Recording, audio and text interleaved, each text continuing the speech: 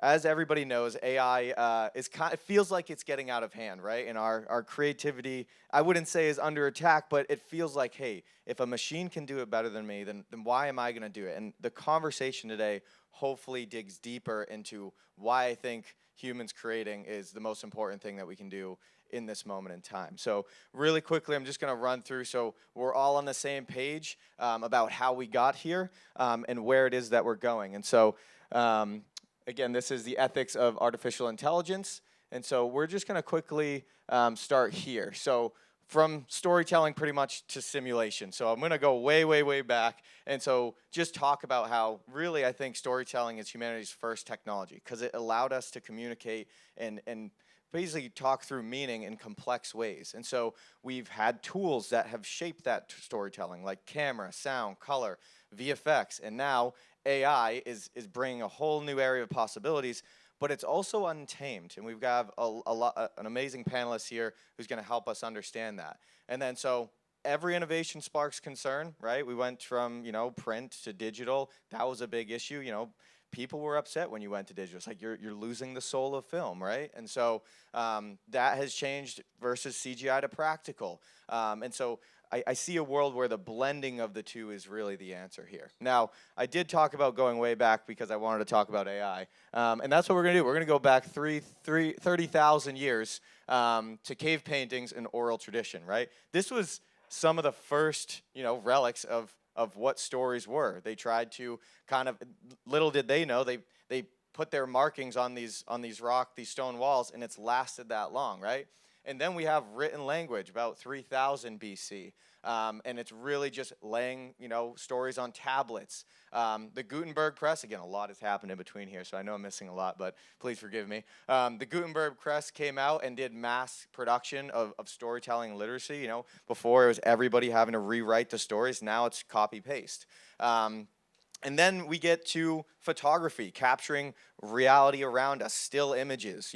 200 years ago, if you got your photo taken, that's the biggest thing that you could do in your life because it's like, wow, my moment in time is stamped in reality, right? And now, between then, cinema, and today, we all have cameras just in our phones walking around. And so the ability to capture reality around us has gotten easier and easier and easier. And that brings us to where we are today, where we've got the digital and the AI storytelling, all what feels like is being automated. It doesn't feel like you need the human anymore. And I'm here to say you need the humans, and we're here to talk about why. So now that we're all on the same page, I wanted to bring up our panelists here. I'll get back to this one later. We're going to have Jessica and Tim come up on the panelists, and we'll start this conversation. Give them a big round of applause here.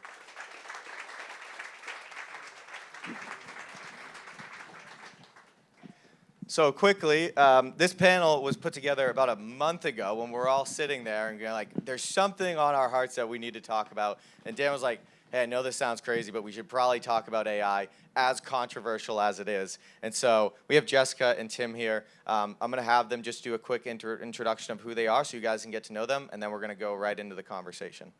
Jessica, if you want to give us a start here. Hi, everybody. I'm Jessica Marr. I'm the executive director of SAG-AFTRA New England. SAG-AFTRA is a union that represents actors, performers, broadcasters, singers, dancers, narrators. You might remember our strike in 2023, where we were on strike for 118 days against the studios, mainly over AI protections in our TV theatrical agreement. So we've been sort of at the forefront of making sure that individuals' rights are protected when it comes to AI. And I'm Tim O'Donnell. I am the co-founder of Pixella Films, and we make feature-length documentaries and commercials. We're lucky to be here a couple years ago with a feature doc. We love this festival. So happy to be here. And currently, we're finishing up a feature-length documentary that actually weaves together somewhat traditional documentary techniques with AI video generative work. So happy to kind of talk about the process a little bit and excited to kind of dig in a little bit on this topic.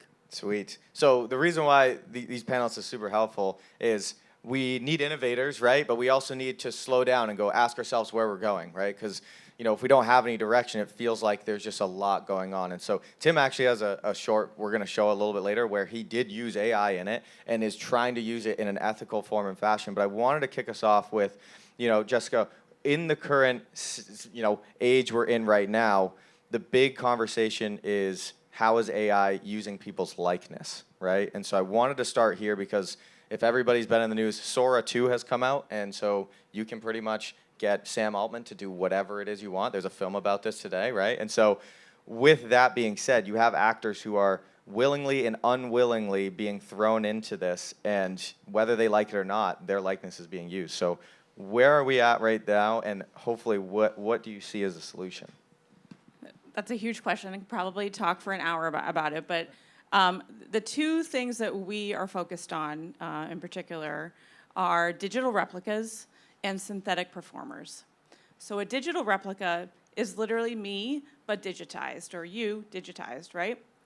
And when you upload your images to an AI generator, you are giving that application, that company, the rights to your image forever. So if you like to make those little, cartoony pictures of yourself or your family, you've now given away the rights to essentially your intellectual property. That's a digital replica. And we are working on protections around digital replicas at the federal level and state levels, and we can talk about that. And then we have synthetic performers. And synthetic performers a la Tilly Norwood, which you may have been reading about the last couple of weeks, a quote-unquote actress that is, I hate to use that, it has its own Instagram page, and agents are trying to basically sell its performances into films and make money off of this synthetic performer. A synthetic performer is created from images of real people who have unknowingly likely given away their rights to their images, and this computer program has been created to look like a real person. So those are the two things that we focus on, and particularly digital replicas of our members and of individuals. We certainly work on legislation to protect our members, but we're also protecting rank and file folks, people who aren't actors, because companies are in the works to take and build synthetic performers from people who are just giving their images away.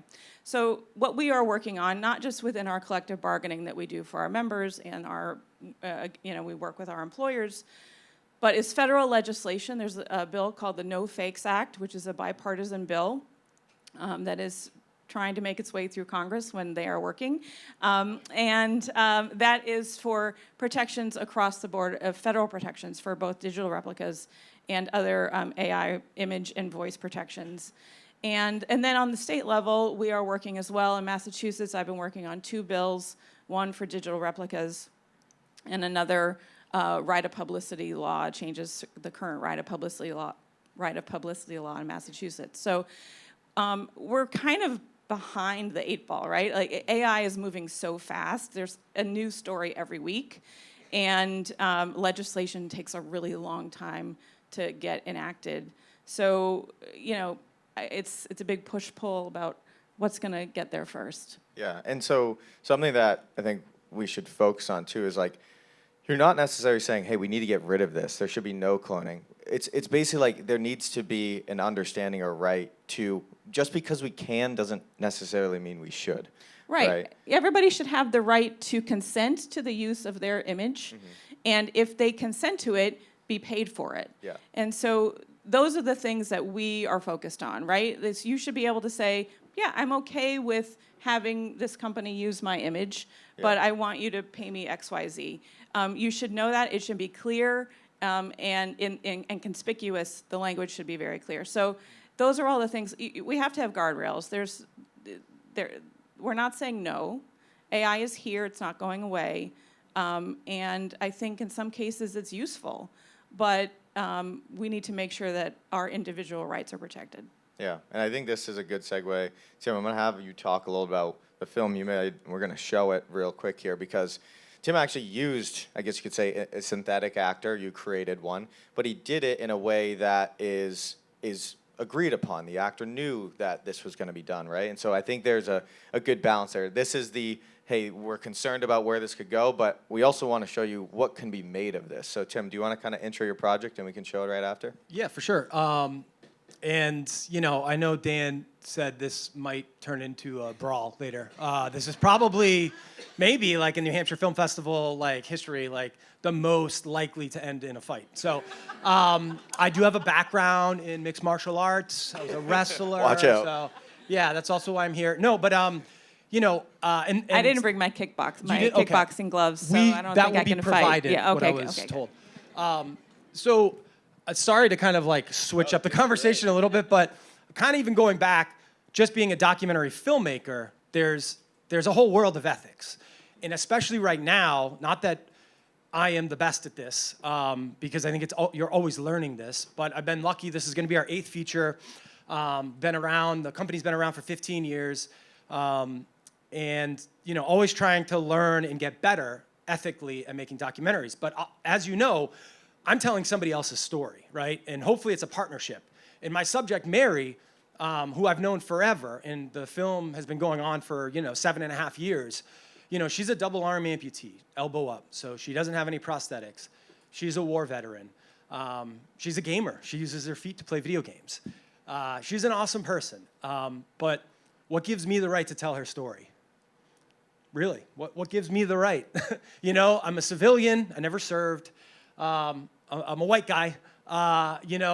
Hopefully I was built with the type of compassion that can help tell this story. And through our friendship over the years, hopefully that helps. But that's also a question, right? I'm going to get into the AI piece, but, it's also a conversation of storytelling, like what gives us the right to tell these stories. And hopefully we're always considering that. And I think obviously we need to apply that with AI, always. But I'll tell you about this project briefly. Again, we've been doing it for 7.5 years. Turns out we haven't been doing AI for 7.5 years, right? But we decided to build our own tool internally for about a year. We've been building our own tool, writing code, doing a range of things, using our own imagery, and things have changed as time has gone on, for sure. Meanwhile, we found out that our subject was secretly writing a sci-fi novel for the past 10 years. She's only shown 4 people, and she showed us. So that trust was there, and we approached her and said, hey, what if we weave in your sci-fi novel that digs a little deeper than what you can see on the surface? And she allowed it because it is somewhat about herself. So we used her likeness for the main subject, Zia, who you'll get to meet.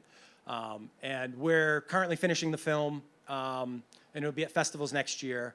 But it's also, like, I have opinions or thoughts, but like we talked in advance, like, I don't have absolutes. And I'm also curious what folks are thinking about, what you're about to see, the conversation. So I know there might be some time for Q&A. Feel free to ask questions, get us after too.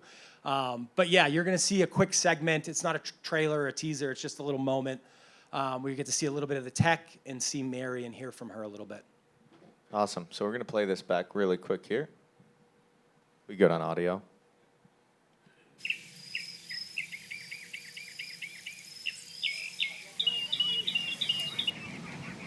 I've always loved video games.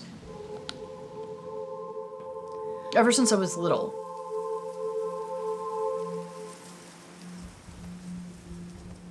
I guess most important of all, I love a story. Zia, stay with me. Zia, you're going to be okay. I've got you, love. I've got you. Remember your training. You survived. You survived. That was you. Awesome. Sweet. That's We'll the watch video. it again because it's so good. No, thanks for checking that out. Yeah, as you can see, you see a little moment of Mary. You're hearing from her. It's wild too that a lot of the voice that you'll see in the full film was produced with AI. So There's moments where you hear her authentic voice, and then there's moments where you don't. You hear something that was generated. And it's wild that, you hear this storytelling moment of her writing her book and hearing that, and then also seeing her in a documentary vein. So, but yeah, we could, talk about that for a while, Yeah, I'm sure. but I think the key here is like, what is the message behind it, right? And so I think there's a big difference between, I think, what a lot of people are feeling is being shared online, which this is the coined term AI slop, right? Where it's just like, man, it just feels like people are just hitting go, just go. And it's just ending up online. It's like, man, this is just like overwhelming, where you really have a reason and a meaning to use some of this technology, right? To kind of share her journey and where she's going and where in her mind she is, right? And so, what was the conversation with her like when you said, hey, I want to turn you into an AI character? What's that like? Yeah, I mean, what's kind of neat is in the film you see that. So you see us talking with Mary and having conversations about it, talking about the scary nature of it. She's great at using some of the public tools that are out there with AI. So she sketches ideas of what she thinks the characters look like, shares that with us on Discord. And then there's this back and forth about us kind of using it into our own tech. But yeah, it's sort of weird. And then you see in the film her seeing the scenes for the first time. It gets a little meta because, but yeah, like that's so weird and wild. Like she's been writing this for 10 years in her head, and now she's visually hearing it, seeing it. It's a lot to process. And that's part of maybe the film of, being able to see your own creation. But I think there's also something about Mary, her ability to navigate challenges as a double arm amputee in the gaming world. She's always found a way. And I think hopefully this storytelling can be a unique way for folks with disabilities that might not be able to make things from tools that are out there, maybe a little bit more accessible in some ways. So that's also kind of like a layer of it with Mary. Yeah, and then Jessica, as far as like this is going with Hollywood and where everything is, you've seen the industry change over time, and so how do you see this changing production, right? And so like what Tim had done was kind of a hybrid shoot, right? You had some real footage, you had some digital. I don't know if it's a concern, but some people feel like, hey, is all production going away? What is going to happen with unions? What's going to happen with all these coalitions? And so what are you seeing in the internal rooms when we're having these conversations, and where are you hoping it'll go? I think so. What we're hearing from the studios is that they're not here yet. And they're not doing what Tim's doing, partially because it's expensive, and they also. I totally just lost my train of thought. No, they feel like it's not compatible yet to the larger screen. I think, if we're talking like much bigger. So this is what they're telling us, and I think we are kind of taking a little bit with a grain of salt, as we often do when we're talking to our employers across the table. But I do think that we're expecting to see certainly impacts when it comes to our background performers. That will be the first area that will impact them the hardest. And those are the folks that you see walking down the street, coming in and out of stores, in an arena, if there's a basketball game, those sort of scenes. And some of that was already being done with CGI, which is slightly different, but I think what we've seen in the last few years is that the studios will have, when they're shooting a film here, they'll have the background actors come in and they will scan them. They have this machine that they bring the performer in. You literally stand there like you're kind of going through TSA, and they scan you 360, and then they can digitize the person, change their clothes, change their hair, etc. What we're being told is that they're not keeping those, and they've assured us that they're not keeping that because it's a lot of data to hold on to. But again, I don't know, we go back to negotiations next year. I don't know if that is something that they're going to say, okay, we're going to keep those now. Now, how do we pay to folks for that work? So, filmmaking is constantly evolving. I don't think that we're going to see a time in my lifetime where actors are completely done away with. I think that folks want the honesty and the emotion that a real actor brings. And I don't think that computers can yet give us that. I don't know, and I think there may be a time that they can, but Yeah. but not yet. And that's the part where if we're gonna project ourselves even 5 years in the future, even 2 years in the future, does anybody remember here? My brother Wesley talks about this all the time because his head's in AI and he's learning it. But when AI first came out, there's a video of Will Smith eating pasta.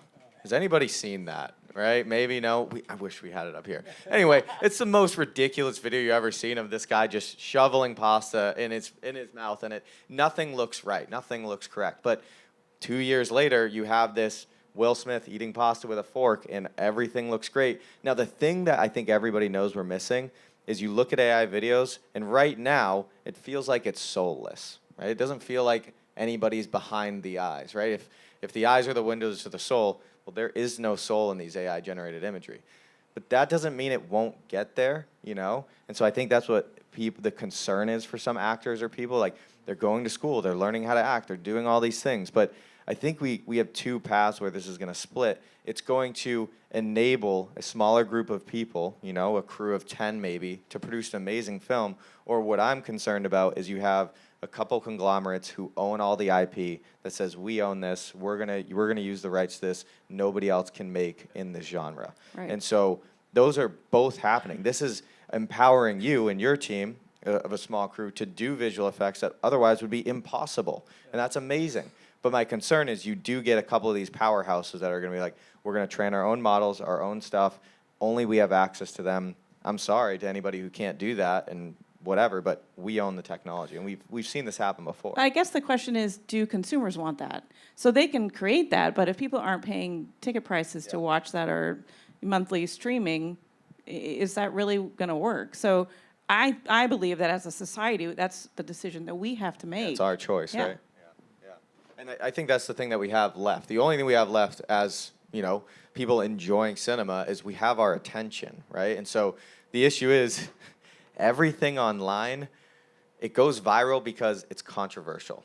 And so if somebody puts out AI slop or something out there in the world, everybody freaks out over it. And guess what? It boosts it to the top of your feeds. And so in some way, we do have the capacity to pay attention to real creators again, people who want to use their voice, you know? Yeah, but I think that, and I know Tim probably has stuff he wants to add, but I think that we're at a point, though, where a lot of folks don't know what the AI looks like. Yeah. That people are believing, as you said, the slop that's sort of out there, they believe that it's real. Yeah. And I think that a lot of the creatives and the unions believe that if you're going to use AI, you should be telling the consumer this has been created with AI, so that you as a consumer can say, I'm going to use that content, or I'm going to watch that content, or I'm not going to because I only want real content. But I think we're losing the critical thinking skills to see the difference right now. Yeah, or even, and Tim, I'm curious where you go with this, but like, what is AI, right? Because there's some AI that is just enhancing audio or cleaning up footage. We had somebody come in who shot an entire episode, right? Brought it in, and my brother and I looked at it, and it was shot at like some ridiculous high ISO, meaning there was a lot of noise brought into the footage. And so there's an AI that was able to clean that up, right? And so it wasn't necessarily synthetically creating a story and people on its own. We were just using it as a tool to make the footage look better. But what happens when you have an AI who can color correct? Amazing, right? Then how do you dictate, hey, this was color corrected by a human, or hey, this was color corrected by an AI? So like, there's almost a scale here of like, man, you just punched in a PDF or just told AI to make a movie and it generated everything, or you are lightly using it for touch-ups. And I don't think that's the conversation that's happening. I think it's either we don't want any of it or we want all of it. And like, the world operates in extremes, and so that's just how we operate. But I'm curious your thoughts on that. Yeah, I mean, like commercially, because we do, commercial work, like and everyone in this room, I'm sure feels this way, is like continue hiring your sound mixer, your color, correction artist, all these folks, because you're right, those tools are available. But most of the professionals that we hire are weaving in, utilizing AI at that level. you know, and it's amazing to see, you know, the folks that we get to work with are using AI on their side and just doing some amazing things versus, yes, you can get away with doing stuff in-house, learning a little bit, but you're never going to be at that level. And so, you know, it's always scary to see pockets of the industry go away. And I think a lot of people are concerned, you know, on the commercial side. But I think we've already been through this somewhat. You know, obviously this is a different level, but I mean, we're all worried about phones. You know, an amazing movie called Tangerine, you know, was at Sundance. It was all shot on an iPhone. And I think that sent some shockwaves. But I think if we can think of, you know, optimistically, right, or the good in this is like, there's going to be some young filmmakers who have, you know, access to these tools. They're going to be able to make stuff that's like really impressive early on and get their 10,000 hours in early on and be incredible when they're older. But it's going to be, we have to be mindful of ourselves, I think, in the industry of like when we're using this stuff and it's unethical, right? Because we're sort of like squashing out an entire industry. Music has been through this really challenging time, and it's only getting worse with AI as well. So yeah, there's all these areas of the industry that are just like, it's a bummer. It's scary. But hopefully us as creators, folks in here that have influence, like continue to work with real people. And maybe they're using those tools, but you know, those experts are so important in our industry. Yeah, I think it's just, what are the stories now that truly need to be told? Yeah. And I think the stories that truly need to be told, when we looked at that array, I'll actually just quickly go back here to this, right? Going back to we're always telling stories is we're trying to capture, I believe, the human experience, right? And so what I mean by that is we're always trying to learn and iterate from people in the past, right? And so we've come all the way to this point where we can have these digital worlds and things built for us, but we have to ask the question, why are we doing this? And you know, for the film and commercial world, it's entertainment, right? And so there's two ways you can look at entertainment. There's entertainment where it's just like, I want to come home, turn the TV on, and not think about life, right? And so that could easily lead us into just produce AI slop, because that's the thing that's going to keep my mind busy.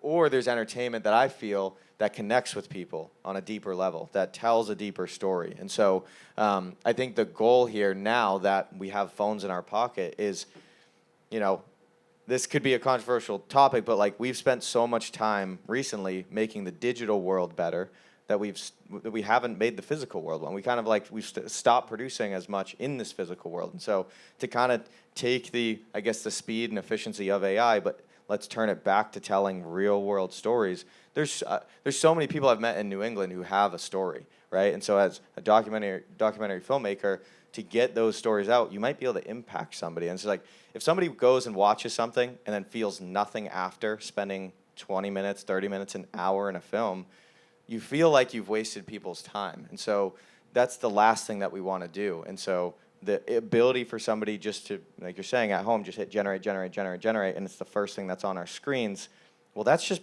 kind of being fed to us, right? And so it's like, we have to be very careful about what we choose to spend our time on. And unfortunately, all of social media doesn't care about that. And so maybe there's some conversation about how do we bring that back together? Because, you know, everybody talks about the movie industry, be like, oh, well, you know, movies are dying. They're all closing down. Well, it's like, well, I actually personally haven't been to a movie theater as often as I could. And so, you know, what does it look like to shift the movie industry to be like, hey, how do we bring community back together, right? How do we make it less about just going up, watching a film, and leaving? What if there are some community times before or after, like it used to be with Star Wars? People would go up, dress, they'd go out, right? And so I think this pendulum has swung all the way over towards everything being digital and AI. It's going to hopefully swing back to being like people want to get in a room together, just like we're doing right here and right now. And so I did want to open it up for questions, or if anybody has something on their mind to kind of ask the panel or discuss further. Does anybody have anything top of mind right now? Yeah. Yeah, no, I really want to end this conversation partially because I'm currently producing a feature that the director wants to use AI in some capacity. And I just kind of talked through about like what I think would be better use for it and stuff. And like, so I'm not entirely against it, but anytime this question comes up, the first thing that comes to my mind is, less about whether it's even ethical and stuff like that, but like why exactly do we want to, right? At the end of the day, like there is something to be said for when we're telling stories, especially with movies and stuff that are more expensive, right? Having being able to needing to think a little creatively because there are barriers, right? This idea that like the barriers surround us, you know, with making a production can result in more creativity. Like a famous example is, you know, when Godard made Breathless, right? He was like told it has to be under 90 minutes, right? And his answer to that was, okay, I'm gonna try these jump cuts that no one else did. Completely changed cinema and invigorated a whole generation of filmmakers. So I think there's something to be said for like embracing the constraints. So I was like curious, like what you guys think about this idea of like, kind of like maybe like the constraints are a good thing, and just because we have a tool to maybe tell things a little more specifically how we envision, does that mean it's better? You know what I mean? But I'm very curious because I'm very like I think there are plenty of very good use of AI, but I'm curious what the thought process is. Yeah, Tim, you want to take that? Yeah, I was gonna say, like, I love that question, right? Like, shouldn't we all be asking, like, why? Like, why use this camera? Why use this lens? Why use slow motion or, you know, film versus digital? Like, yeah, why? And hopefully there is, you know, a reason you choose that path. And yeah, constraints are great, I think, personally. I need them. The last film we made was 12 years long. You know, this is 7.5. Like, it's good. It's good to have a deadline. It's good to have, you know, a goal or a box, you know. And I think it's going to be tricky, though, because I don't think we all understand truly what AI is, if I'm being honest. So when we choose to use it, and not that we need to be a, you know, master of it, right? But, you know, when you're talking about sort of the different, you know, categories of AI, I think there's probably needs to be some sort of like, you know, you need to be literate, right? You need to be like, we all went through this thing, maybe willingly, maybe we knew about being literate about the news, or knowing that even commercials, you know, that maybe they're not telling us the truth or something like that. Just being visually literate, media literate, and I think there's this new thing called like AI literate, and like I don't think we're there at all, and it's going to be a lot of catch up, like we talked about. But maybe once we fully understand it a bit more, or maybe there's people here that do, you know, and really understand it. That question should be important because I do think, you know, and again, I'm super optimistic, so I think it's going to be another tool. I think it's going to shake up and it's going to cause problems, but I think it's going to be a tool, and hopefully folks will choose to use it when it's a great reason. When, you know, for us, it was like a no-brainer. You know, it's a co-creation between, you know, the film team and our subjects, Mary and her husband, James, you know, and they're co-creators with us. And we're on this wild journey we've been on animating, generating her beautiful sci-fi novel. And she's been so scared about it, and you see that this encourages her, you know, and she's sort of like more motivated to write and to communicate and tell her story. And so hopefully there can be good use cases for that. But it's a question of why, right? It's a great question. No, and I think when I just from the bit you showed your documentary, it feels story motivated. It feels connected to her story, why you use AI for that, and you got a consent. So like I asked that as more of a broader question. Yeah, it's just because I think to a certain extent, yeah, I think embracing some constraints are good, but at the same time too, like, you know, if using AI to populate like a location, like to finish a background, like almost like an extension, the way we use like painted backgrounds in film history or something, like there's plenty of uses where like just little touch-ups here and there to make the difference between something looking good that was made for $20,000 or something that would have needed $200,000, you know. So I just want to. That's good. And again, with new tools, new constraints show up. And so it's like, I think, like you're saying, we have no clue. When we say AI, we're generalizing it immensely, right? There's so many new tools, so many new technologies. But as these new AI tools come out, there are limitations. Like a lot of these AI generators, you only can generate a 5-second clip. So good luck trying to tell a story like that, right? But at the same time, you've got a lot of, even the younger generation, like 16, 17, 18, like you're talking about. This all happened with George Lucas. He said one day some kid's going to sit in his basement and make Star Wars. And that's actually happening right now. And so he knew that back when he was making Star Wars, back when he was making these tools. But without him making those tools, we would have never been to the point we're at now. And so I think if we can use the tools and technology, it's almost like we have to trust our gut again, right? Or it's just like, man, does this feel right? And like, you know, my mom's gonna be proud on this one, but like we got to go back to the golden rule. Like if you wouldn't want this done to yourself or another person, you probably shouldn't do it. The hard part about that is when you're in the midst of it and you're trying to get a problem done and you're not great at audio, but there's an audio mastering tool, do you use that? Or do you go, I'm gonna go out of my way to find somebody who can mix and master to use them? And I'm saying I think both can be true. You can have the 16-year-old who doesn't have a connection to somebody, but then realizes the importance of it, and then wants to go out and find somebody who is knowledgeable in that to then help them fully understand what's going on. Because that's the issue. With AI, I feel like we're giving up a piece of us where we were understood. With CGI, we had to figure out physics to render water correctly, right? And so if we're just gonna be like, oh yeah, AI, go make it look pretty. Well, we're not studying the world around us anymore. I feel like if we lose that part of ourselves where I feel like filmmaking is the wonder of looking at the world again. You go and you put a lens on, wow, or anamorphics, or you have a different mic that captures audio differently. Like there's beauty in understanding the world around you. And I think if we're just gonna generate it and trust a computer to understand the world around us, well, it might hallucinate. Not might, it does hallucinate. And so I think that's the scary part, is letting that side of it go just because a computer can make beautiful images. And I think that's your worry, is like, are we just gonna give it to the computer to spit out the most gorgeous looking footage? Maybe, but does it have any meaning behind it? No. And like, I got chills watching his film here because I was like listening to her voice, and you can feel what she's gone through. And if you have an AI voice do that, you lose that raw feeling.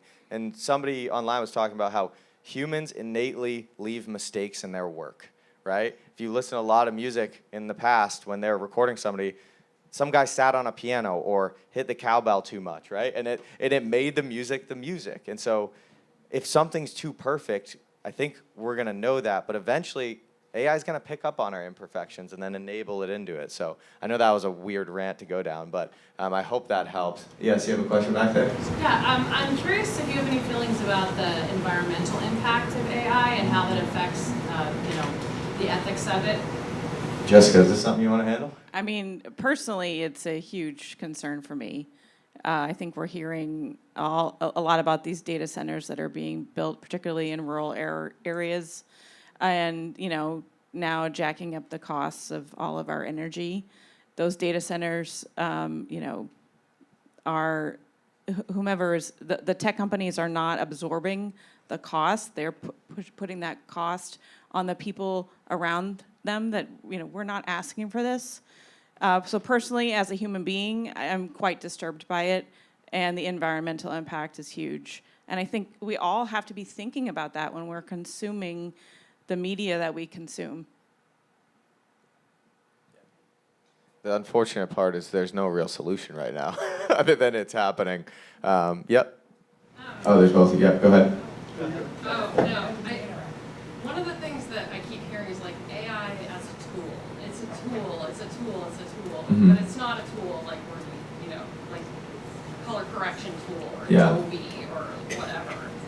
Do you think that we're like dumbing it down because we're so on the train, kind of going full speed, and now we're on that train and we're calling it a tool because that makes us feel better about using it, whereas like this is something that's learning from us all the time.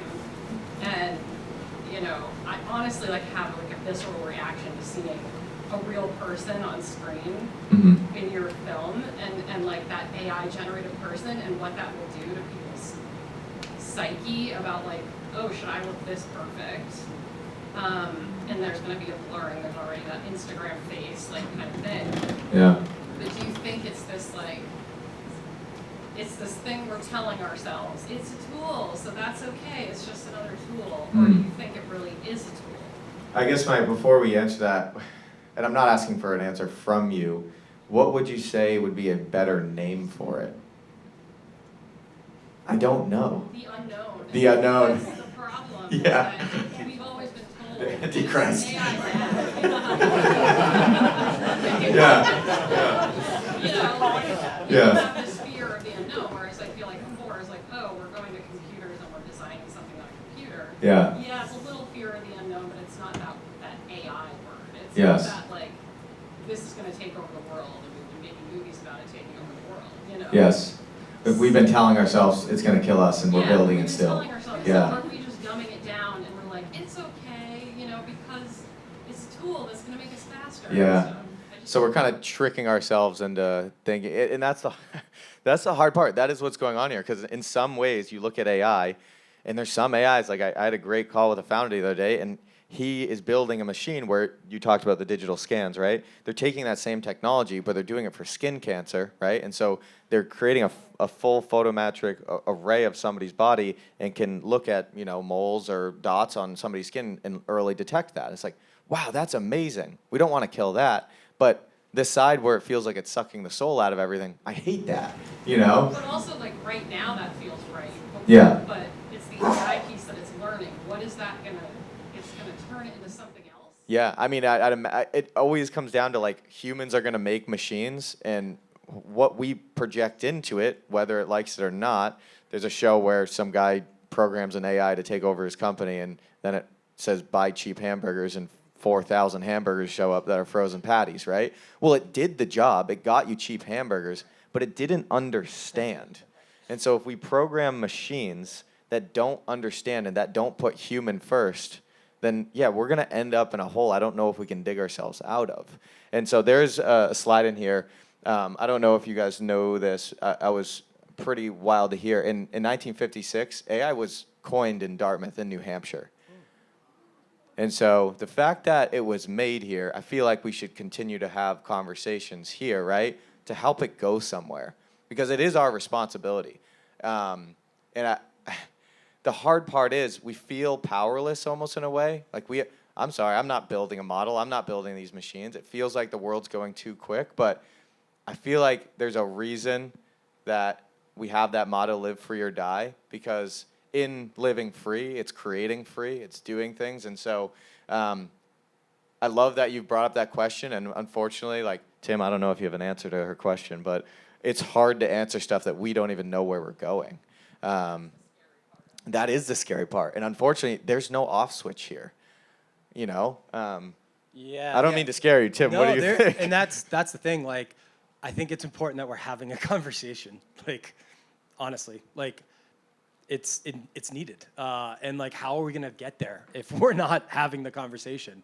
But tool can be used in like a negative way. Like, he's such a tool, you know. So it could be that. This is I true. don't know. Yes. So acknowledging that there's like two sides of the debate, obviously one's the filmmakers guild, Jessica, to your concerns, but obviously I think when Ian, you asked, a lot of us here are non-filmmakers, so my question's for you, Tim.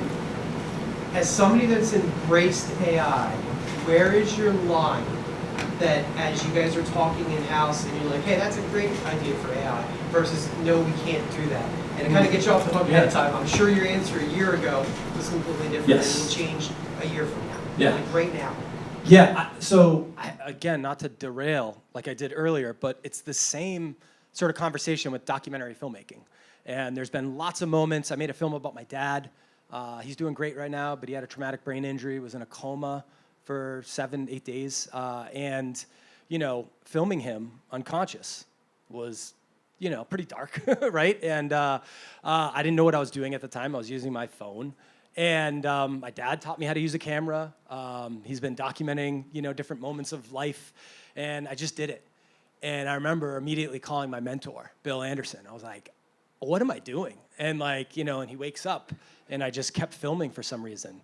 And I filmed his recovery for 12 years and, you know, made a film about it. But it was a deep question of ethics. Is this okay? Should I be doing this? Even if my dad says it's okay, my whole family who's involved in the film, is it still okay?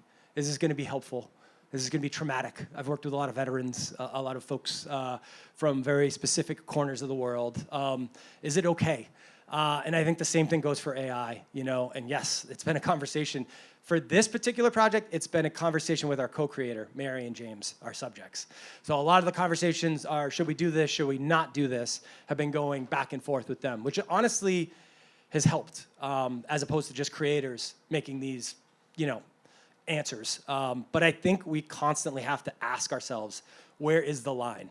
And so there has been things that we've pulled off, that we decided not to do. And then there's things we've been kind of on the fence about. and we've done, but that doesn't mean they're going to be in the film, just like we do for any film. Like there's lots of maybe experiments or things that you don't know if it's going to actually end up in the story, but you need to go through the process of figuring it out. And sometimes that's been the way of us saying like, no, this is off. Doesn't feel right. Yeah, How do we delve deeper into Sure. the ethics part? Because Yeah. obviously you guys are all trying to make really good cinematography for us. So we're sitting on this side of the film, and you mentioned sort of the easy low ball parts. Like if I want to just fix something in the back, or the ISO was too high, that's easy to understand. And then you're going a step further where you're actually using AI to generate something. Yeah. So I know ethics is a big conversation, I don't want to diminish that, but you're all making really good films for us to enjoy. So then where's that conversation? For us, it's the parameters of her book. So everything you're seeing is utilizing the driver is her writing. So for us, that's our ethics house. Everything has to fall within what she wrote, how she's contextualized it, and then the tech that we built, the code that we wrote, the images that we captured, all come through there. So that's our framework. We're not going outside on Sora or any other thing in, using it. We have those constraints. So we're already kind of in a house, right? But it is tricky because like areas I want to pivot a little bit and change for our own storytelling purposes because the book didn't have it is where we need to draw the line because it's Mary's book. It's Mary's sci-fi novel that we're showing, so it's an adaptation, yes, but we need to be mindful of like how we're going to showcase it. What areas are we going to pick? So that's been more our ethical question. You're keeping the human still within the AI, and I think that's where the ethics come in, is that you haven't removed Mary and James, I think, you haven't removed them from the conversation. They are willing partners in that process. She's okay with you using her intellectual property, her image, her book, in order to do that. And I think that's where it really comes in. And they were already doing that stuff Yeah. too on Discord and in their veteran community and in their Twitch community. So it felt appropriate. But I think to maybe put a finer point on it, what you could have done is work with animators and illustrators to develop the same kind of approach, and that would have been hiring real people. I know that costs money, maybe more money, I don't know. Yeah. So was that a financial decision? Was that how did ethics overlay on that? I think that was your choice, not whether to go outside your book. Sure. But whether to hire other people to do that work. We work with a bunch of animators. We have an animator at Pixella. Honestly, it's extremely expensive, the type of work we're doing. This film has had a lot of opportunity for funding. We haven't had like full funding, to be transparent. So I think if we were in a great situation where we had proper funding or, we were close to like Imagine Entertainment was almost picked this up, right? And there was a moment where they almost did. So like if Imagine Entertainment picked it up, we would have hopefully been able to work with their team and choose appropriate animators. We are still in an independent filmmaking situation. We have talked to animators. It's 25 minutes out of a 70-minute film. It's quite expensive, So no, it's and it's also a good conversation, right? Like That's a great answer. I really appreciate your openness about that, and that's what concerns me is that there's an economics here. It's very expensive to hire illustrators and animators. They're great people and they're very expensive. It's understandable why, but it's hard to imagine how this train is not going to be driven by the underlying economics because Imagine's not going to pick up a lot of films, and so a lot of people are going to be driven toward the cheaper option. So I think that's really the ethical quandary we face. Right. Yeah, I think it goes back to the question about is this a tool? And it is a tool. It's sort of like I kind of think about like fast food is still food, but is it the food that we need for our bodies to make us stronger and better? And by using this AI tool where it's cheaper and you are using, less human resources. So, I think your point is very well made. And I think that, people are expensive, but there's a reason for that. Yeah, and then with the food analogy, we had talked about this before, like there's McDonald's, but then there's a high-end restaurant. Sometimes everybody at 2 a.m., nothing else is open. I've got to get this idea out of my head. I'm going to go to McDonald's real quick. But that doesn't, what I'm worried about is if there's a world full of McDonald's, nobody actually wants to go and cook, right? But the doing, the cooking, the making the burger yourself, it tastes different. And it tastes different because a human being put their time, energy, and attention into it. We all know when we go to McDonald's, you eat that burger, it feels like a machine made it. And then you kind of feel like crap down the line, but hey, it tasted great in the moment, right? But that's what I worry about is if we do go down that path in the oh, it's efficient, it's easy, it's cheap, then, well, if we all go down there, it's the race to the bottom type thing. And that is the part that I don't think any of us want to go down. All the way in the back. So, going back to whether AI is using the tool, and I really like your point. I do feel like we're dumbing it down a little bit. I do feel like we're a little too very intimidated by it, and we're probably calling it a tool because it makes us more comfortable. I feel like maybe right now it still is a tool, or it's bordering a tool, but as it's progressing very, very fast, I think it becomes its own digital being. And if it's its own being, as smart or smarter, or as capable or more capable than us as humans, I think it's better to see it as a partner, not as a tool. Yeah, you said a partner? Yeah. Yeah. If you see it as a partner, I feel like partnerships can be either very fruitful and amazing and also very abusive. We need to have an exchange of values with the AI, and then we're being valuable to it, and it's being valuable to us. Otherwise, I feel like either we would have shot the plug by now, or it would find us unvaluable, which is dangerous to us. So I feel like it would be much, much more useful for us to consider what is inherent in humans. What is it that the AI definitely cannot do, and that we can, so that we can have this partnership that is fruitful and positive, and not dangerous, or, what to humanity or AI. Yeah, so I'm just going to summarize that for anybody who couldn't hear. You were saying that AI feels more of like a partner and less of a tool. It's becoming more of a partner, less of a tool. That's what you're saying. Yep. And so your worry is that if it can do everything better than we can, at some point it might not need us. We might treat it differently instead of treating it as a. Yeah, man, that can go two ways. You know, I mean, there's movies and films about AI becoming your actual partner and you marrying it, and but we say that jokingly, but. Yeah. But in the same way, what I'm trying to say is like, you ask like, hey, what can humans do that AI can't? What is inherently human, right? And I think, man, we could go deep with this one, but we're not going to go there. I know. I just want to make sure everybody can hear what you're saying to it. But it is AI is making us look at ourselves in the mirror and going, what is with humans? Why do we actually have value? And I don't think we've seriously sat down and asked ourselves that unless until we were younger, right? It was just like, man, we asked those questions. Why, right? It's in my mind, it's so, why do humans exist? Why are we here? It's to create for each other. It's to make life and experiences more amazing for each other. The bartender right here is making a drink. Sorry to call you out, brother. The bartender is right here making a drink for these ladies back here. Why?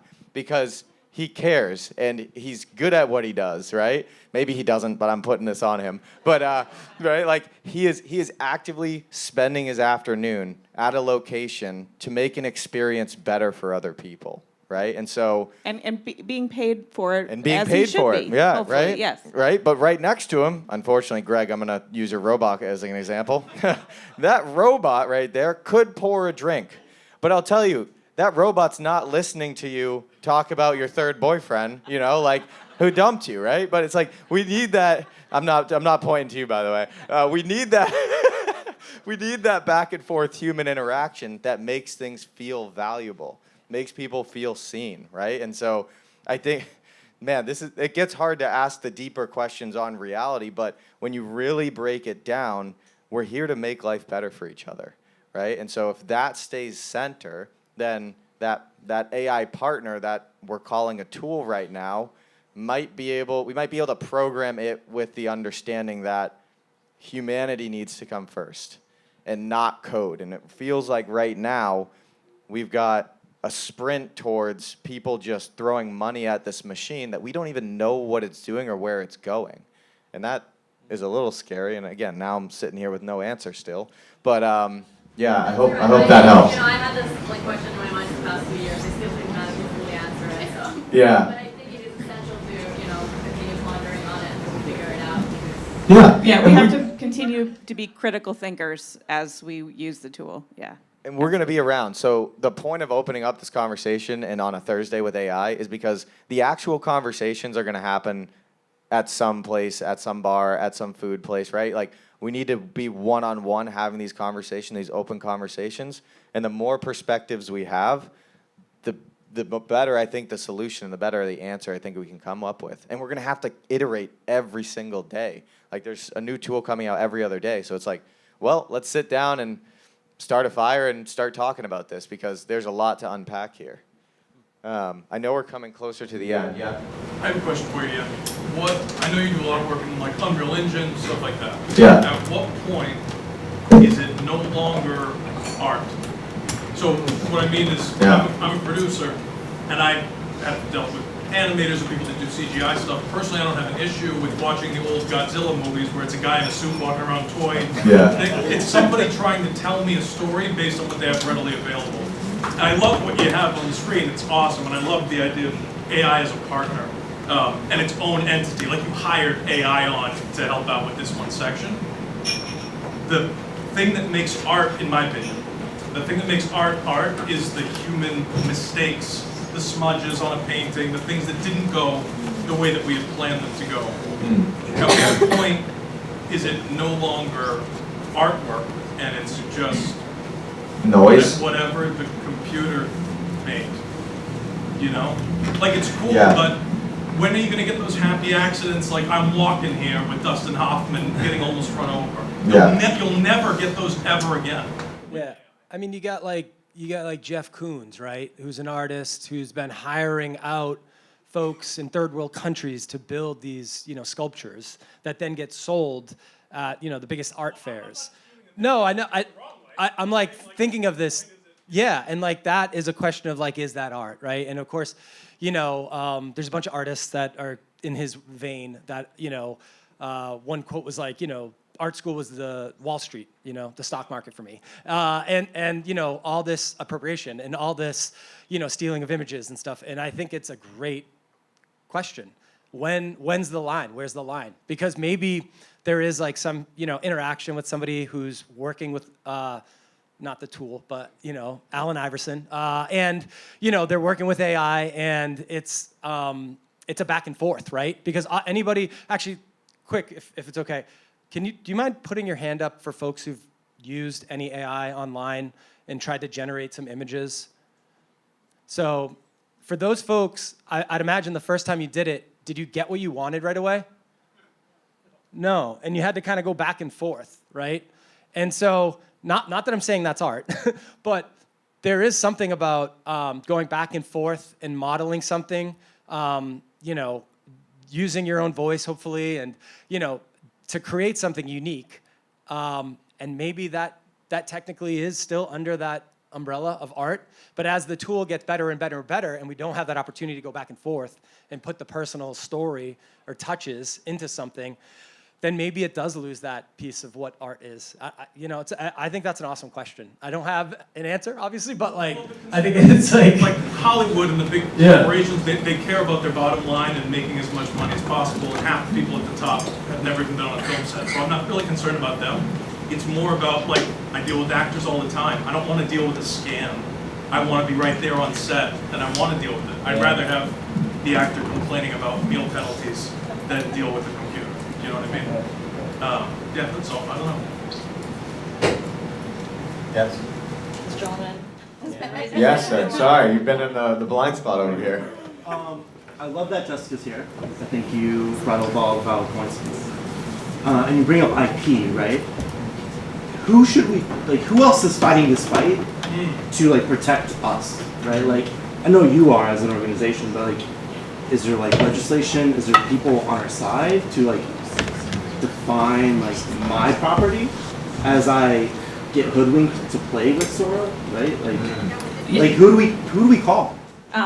Right now, there really aren't a lot of folks that are fighting the fight.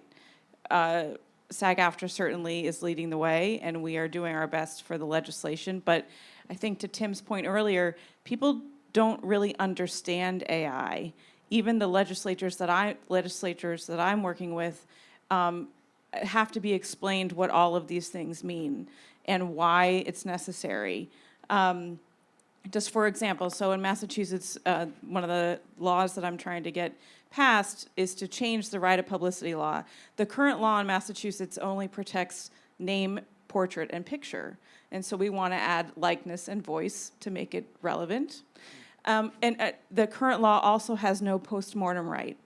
So when someone dies in Massachusetts, their image is automatically in the public domain. So, and that's crazy, right? You wouldn't even think that that is true, but that is absolutely true, and it's probably true in New Hampshire as well. I don't know what New Hampshire's right of publicity law is. So those are things that we have to do, and honestly, right now, the only folks that I know that's doing that work is SAG-AFTRA and our partners in state and federal government.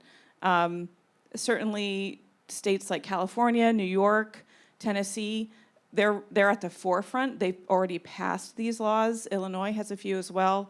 But across most of the country, there are not protections for individuals and the rights to their likeness. I do have a question also.